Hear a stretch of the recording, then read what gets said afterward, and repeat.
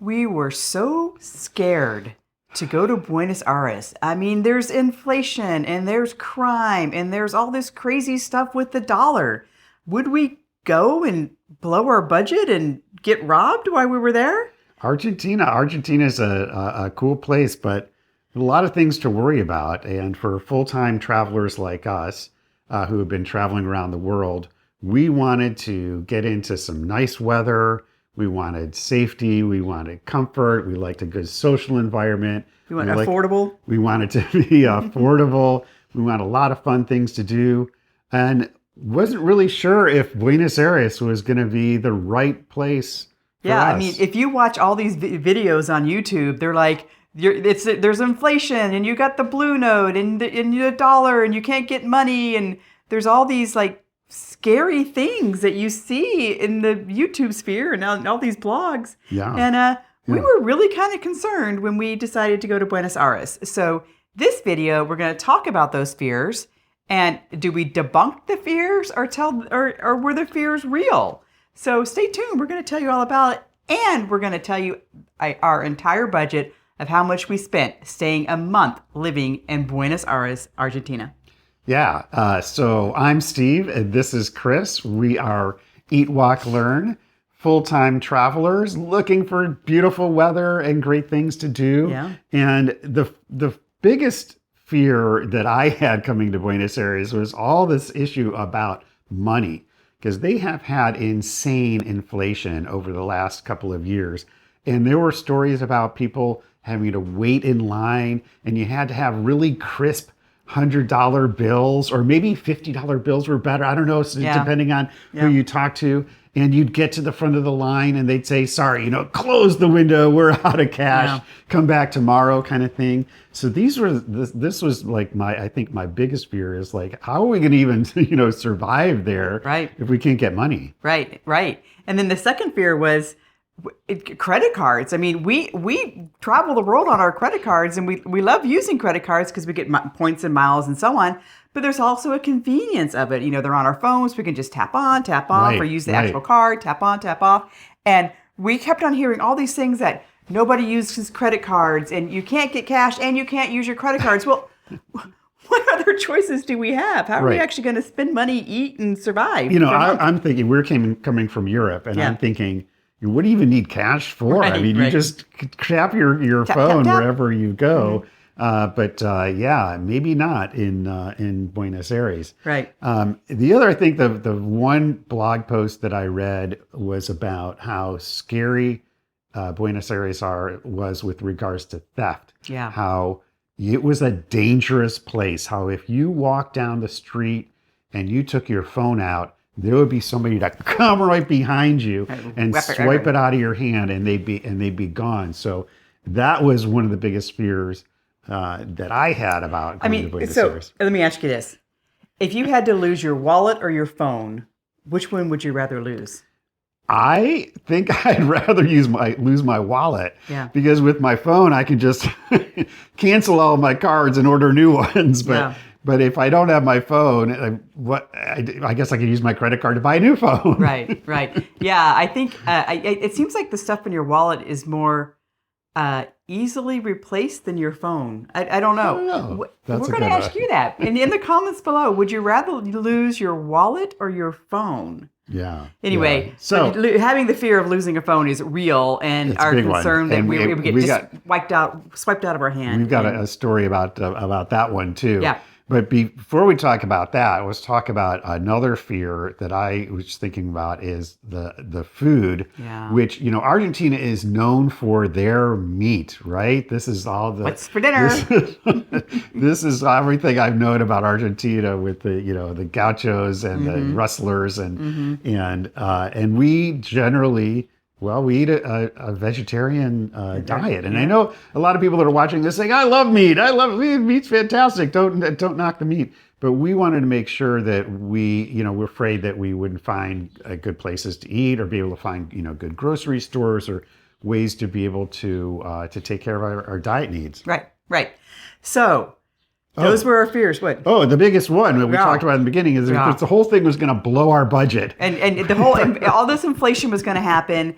And we hear about, I think as Americans growing up in the U.S., we always heard about these crazy South American countries and inflation. One day a hamburger is $5, and the next day it's $25, and the next day is $2, and the next day is $30. Like inflation goes up and down and up and down and up and down, and the cost of things just. So we were really scared about that. We travel on a $4,000 a month budget that we alter kind of geographically, but it averages out over the year to be about $4,000 a month. And we were really concerned. We're going in with our $4,000 a month for the month, or $4,000 budget for the month. Are we going to leave having spent $6,000? I mean, yikes. We were really concerned that inflation would be the reason why Buenos Aires became unaffordable for us. So anyway, so what happened? What happened was, I mean, the first day I want to talk about getting cash. So we arrived to Buenos Aires. We actually cruised in on a repositioning cruise. We came in from Lisbon. We took, 16 or 17 days, came down across the Atlantic into Buenos Aires as a beautiful cruise. On the cruise, we had, 15 or 16 other Nomad Life friends. So if you're not a member of our Nomad Life Facebook group, we'll put the link right here. Come join us and you'll find out where we are and you can come meet us and have fun. And we had such a blast with these people. And then they ended up showing up in Buenos Aires, and there was another 45 people also from our Nomad Life group that were in BA in the time that we were there. So it was really fun to arrive and be like warmly embraced by our community and our network, and which we found from our Nomad Life group. So make sure you join the Nomad Life. So anyway, so we get there, and of course, the first thing we need is money. I mean, that money makes the world go round. We're coming in with euros, or we had no money, no cash coming into Buenos Aires. We needed money. So the first thing we do is we go to the ATM machine. How'd that go? Woo! Oh, yeah, I forgot about that. So this gives you an indication of how inflation has just not caught up, and is that the ATM machines, you can only get like the equivalent of $30 in Argentine pesos at a time, which is like, that's not, basically not even a meal. The maximum you can withdraw is $30. Right. And it costs you $10 to get it. So, the ATM fees, I mean, we have Schwab cards, our Schwab ATM, it waives the fees at the end of the month. But nonetheless, paying 33% on your money to get money, that's ridiculous. And how many times were we going to have to stand in line at the ATM machine? Yeah. So we did that one time. We said, well, we're not doing that again. Yeah, we're going to figure this out. We need to find the money changers, and this kind of goes back to our fear of all this like Blue Note and all these different this So what secret is the underground. Blue Note? There's the posted currency rate, right? So for $1 you get 1,100 pesos or whatever the rate is. And then there was this crazy system that was developed in Buenos Aires called the Blue Note, where if you bring in dollars and you take it to these money changers on the street, they're going to give you the Blue Note rate, which is often better than the stated currency rate. So that's what we're watching all these videos about the Blue Note. We're like, we don't really understand the terminology of what a Blue Note is, right? Yeah. But there, our fears were alleviated because there were no people like standing on the street saying, "Hey, you want some money?" You got to think. We found a legitimate Western Union shop. And no line, no waiting in line, no worrying about the money, door closed. Sorry, we're out of money. Right. Walked in, nice smiling face. I had a nice crisp $100 bill, which is a tip. Bring $100 notes with you. And wait. Okay, so we're all traveling. Nobody's walking around with $100 notes. Okay, so there is an alternative. You can set up an account in advance with Western Union, and you can transfer the money that way. Yeah, and so you go in the app, electronic. You set up your bank account in the U.S. You basically withdraw money from your bank, and then you walk into or withdraw money through the app, and then you walk into Western Union, and they give you the cash. Yeah. We actually here's another tip because we came in on the cruise, we were able to go into the casino and get $100 bills out of the casino. So that was the tip. So we came in with 5 $100 bills. Yeah.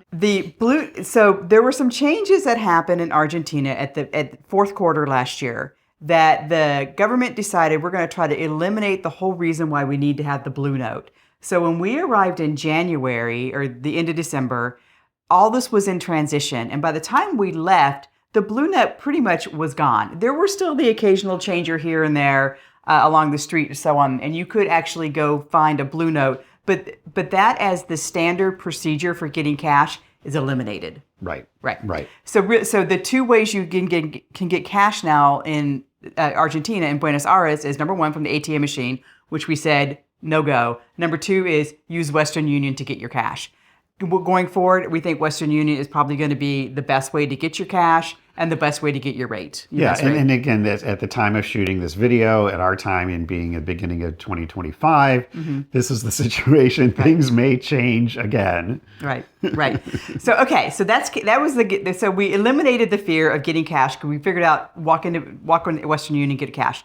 We actually ended up spending about $50 a week in cash on different items. And so those items were, there was street vendors that sold avocados and cherries. We often bought fruit from them. Yeah. Street food. We needed to, in order to use the bus system, you have to have a SUBE card. The SUBE card you have to pay cash for, and you have to use cash to fund the SUBE card. Right. That's also changing. In the future, you should be able to use your credit card on the metro stations. But the time we were there, we needed to have the SUBE card. So the cash went towards that. And then some tipping. We did do some tipping in cash. Not a lot, but there is a little bit of a tipping culture in Argentina. And then, the occasional, we just wanted to buy, I don't know, an apple. Rather than charging it on a credit card, we would just pay the cash for the apple. Did we spend anything else on cash, do you think? I can't think of anything else. I mean, just, Yeah. Okay. Minor stuff. So then the next fear we had was how to use our credit cards. Like, we're big credit card users. And so what we found out was everybody accepts credit cards, mostly. Mostly everybody accepted credit cards. And it was pretty easy to either tap the credit card or tap your phone. Some places the phone didn't work, so we always had to carry the plastic with us because we were never quite sure when the phone would work versus when the plastic would work. Yeah, and also they wanted to verify that you were who you said you were. So keep your passport with you. Chris, I think, mostly had it on her phone, an image of it on her phone that she used. I had my passport with me because especially every single time we went to the grocery store, when we wanted to pay with a credit card, they wanted to check, they wanted to verify that you were who you said you were and check your ID number and your picture and match that up against And your I card. actually even just carried my driver's license around. I figured out that they just wanted a number. They weren't really checking the number versus anything. Yeah. So I just showed my driver's license and they took that. So what we did find with the credit card is there was often either a 15% discount for using cash or a 15% surcharge for using a credit card. So either way, if you use your credit card, you were somehow being charged extra for the use of the credit card. If we really wanted to get down to the nitty gritty, we could have kept on withdrawing cash from Western Union, paying cash everywhere and saving 10 to 15% every time we bought something. But the hassle of getting the cash and really the 15% on the charges, it was only $1 or $2 on every time we used the card. It just didn't make sense for us to carry the risk of having to carry around cash all the time and the inconvenience of the cash when we could use the credit cards easily. Yeah. So we paid the surcharges on the credit cards. Right. Right. Yeah. Maybe not the best financial decision, but the most convenient decision. Yeah, and I will add that the restaurants were expensive, and the food at restaurants were really more than I expected, and so we didn't do a lot of eating out. When we did, we wanted to use our credit card just because it was just, again, the hassle of having to get more cash. Right. And the other places we use credit card, we use them at the museums. Of course, they used Uber, so Uber comes through the credit card. And other entertainment, but a lot of the entertainment that we did was all free. So, we went to San Telmo and La Boca, really enjoyed those outdoor locations, did those for free. Walked through the big parks and the botanic gardens, those were free. But, some of the entertainment we did use our credit card for. So, okay, number 3 on our fears was the food, right? Yeah, and I was really pleasantly surprised how good the food was in Buenos Aires and what variety. Well, it was pretty bland.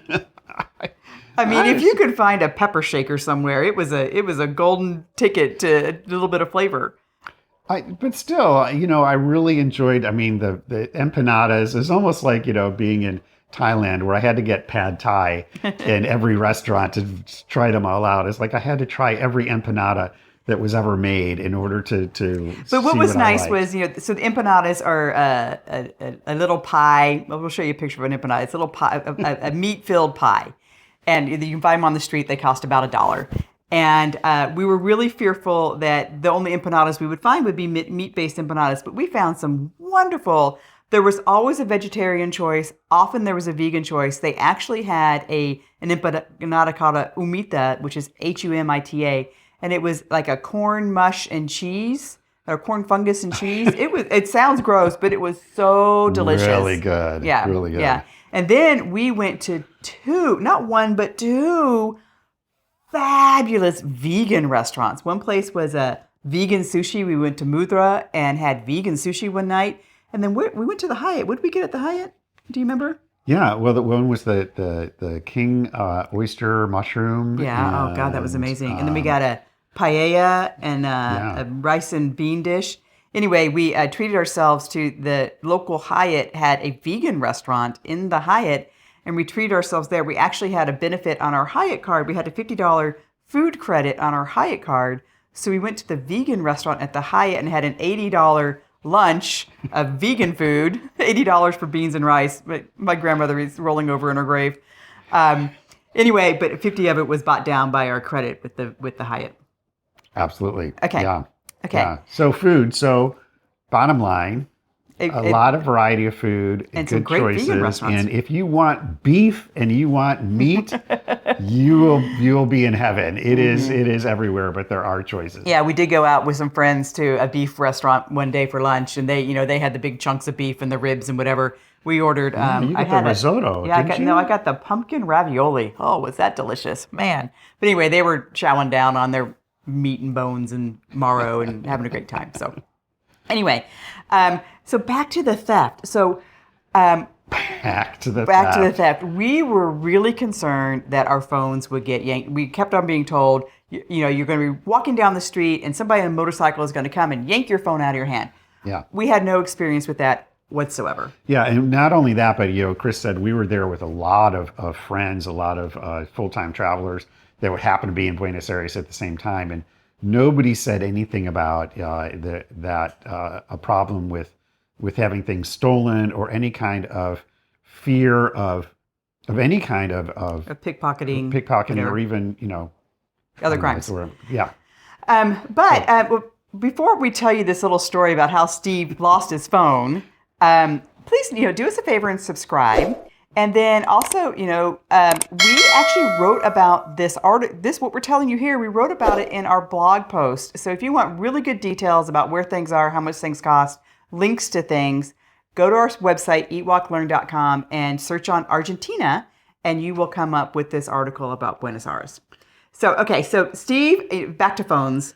Yeah. So one day we're in an Uber, and the Uber stops he almost gets in a wreck. It wasn't his fault. Anyway, we don't realize this, but Steve's phone goes underneath the seat. Yeah. And we don't realize this. We get out of the car, and you know when you lose your phone, the minute you lost it. He's like, "Oh, darn it." That was not the word you used. Yeah, that's not the word I used. The Uber's gone. Yeah. And my phone is in the back seat of the Uber somewhere. I usually check. I do check when I leave it. So anyways, I knew where it was. I knew it was underneath his seat. And immediately my mind went to that basic fear of somebody else is going to get in the back seat. They're going to find my phone and it is gone. I will never see this phone again. Yeah. So I pulled up my phone and I started tracking his phone because you can track your Android on a phone. So I'm tracking it and we're watching it go round and round and all around the city. So we figure it's still in the Uber.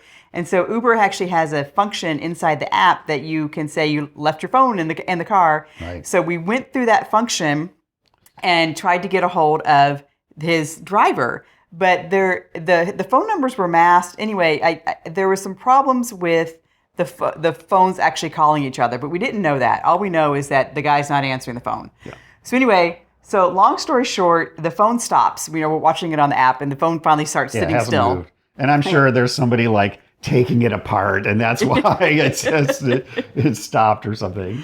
So we figured out that we're going to try to call Steve's phone again, because maybe now that it's stopped, the Uber driver can access the phone or he can hear it or whatever. Anyway, Long story short, we call it. He answers it. He's like, "Oh my God, I'm so glad you answered because I've been trying to call you and the phone call wasn't going through because he didn't realize it was an American number." Anyway, we're doing this all in Spanish, and we finally figure out that he's got our phone, and he says he's off. He didn't have time to because we're like he's going to a party. Yeah, going to a party. I hear the word fiesta, and I'm like, wait, my phone is more important than your fiesta.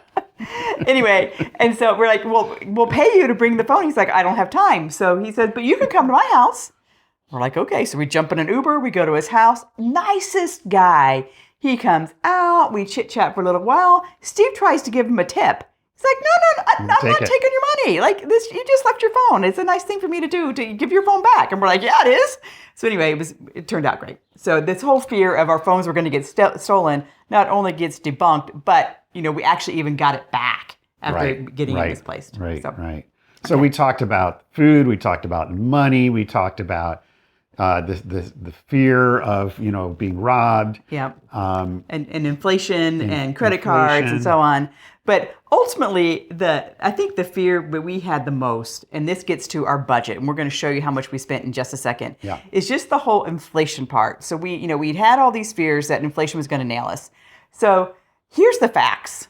We're going to show up 3 charts here. So and we know inflation doesn't correspond to currency rates, but it's easy to look at currency rates to kind of understand how things change.